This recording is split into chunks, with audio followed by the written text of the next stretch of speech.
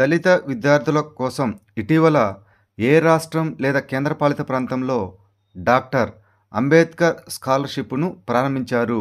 ఢిల్లీ. భారతదేశంలో మొట్టమొదటి బయోబిటుమిన్ జాతీయ రహదారిని ఇటీవల ఏ నగరంలో ప్రారంభించారు? నాగపూర్.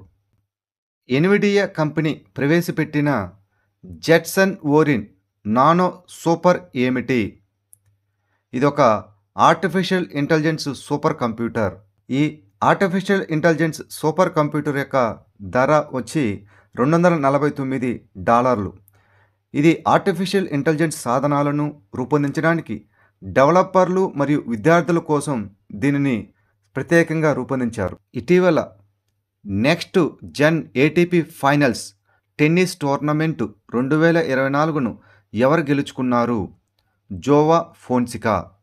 ఇటీవల the unyielding judge life and legacy of justice A N Grover ఎవరి పుస్తకం విడుదలయ్యింది? Gauri Grover. Asia Pacific vascular society ఇటీవల ఎవరిని జీవిత సాఫల్య పురస్కారంతో సత్కరించింది? Doctor Vishakha Tripathi.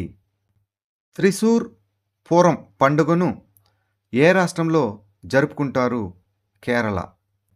Agritech for women farmers a business case for inclusive growth నివేదికను ప్రచురించిన సంస్థ ఏది? World economic forum.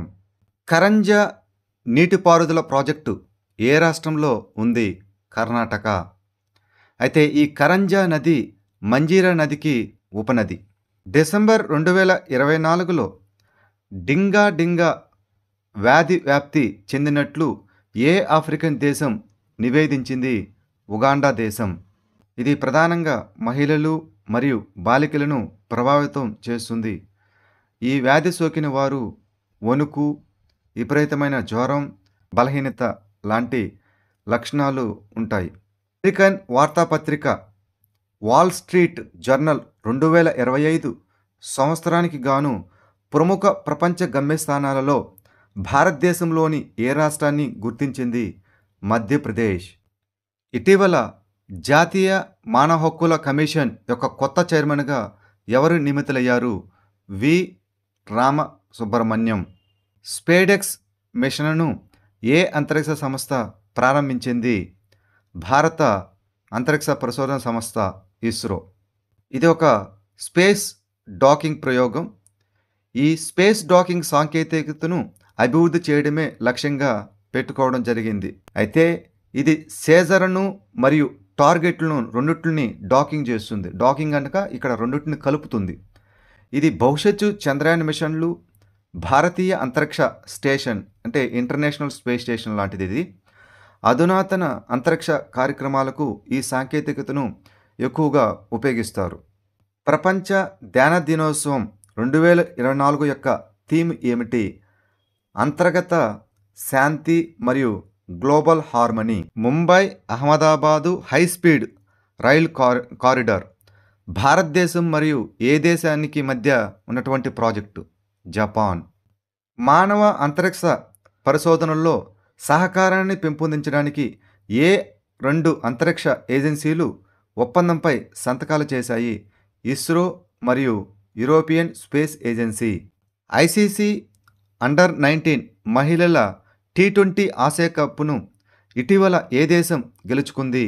భారతదేశం. ఫైనల్లో బంగ్లాదేశ్ను 41 పరుగుల తేడాతో ఓడించి మహిళల అండర్-19 T20 ఆసియా కప్ టైటిల్ను భారత్ గెలుచుకోవడం జరిగింది.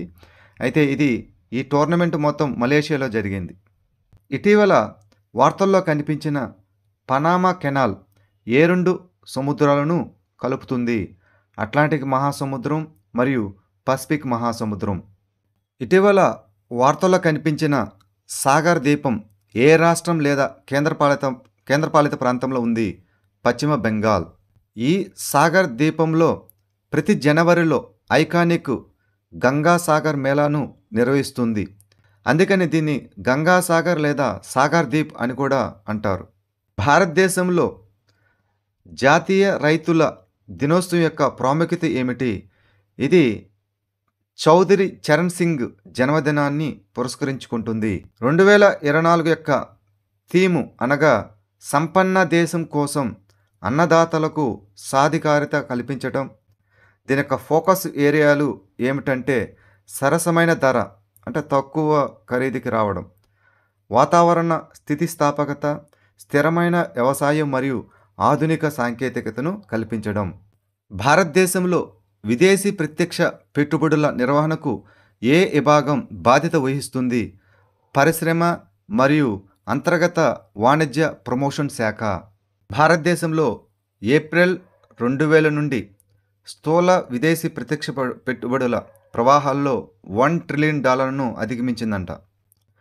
అయితే ఈ ఎఫ్డిఐ అనేది ఫారెన్ ఎక్స్చేంజ్ మేనేజ్మెంట్ యాక్ట్ 1999 ద్వారా ఇది నిర్వహించబడుతూ ఉంది. ఇది ఏ మంత్రిత్వ శాఖ కింద నిర్వహించబడుతుందంటే వాణిజ్యం మరియు పరిశ్రమల మంత్రిత్వ శాఖ కింద నిర్వహించబడుతూ ఉంటుంది. విదేశీ పెట్టుబడి విధానంలో అత్యధికమైనటువంటి పెట్టుబడులను ఆకర్షించే దేశాల్లో సింగపూరు మొదటి స్థానంలో ఉండగా మారిషస్, USA, నెదర్లాండు మరియు జపాన్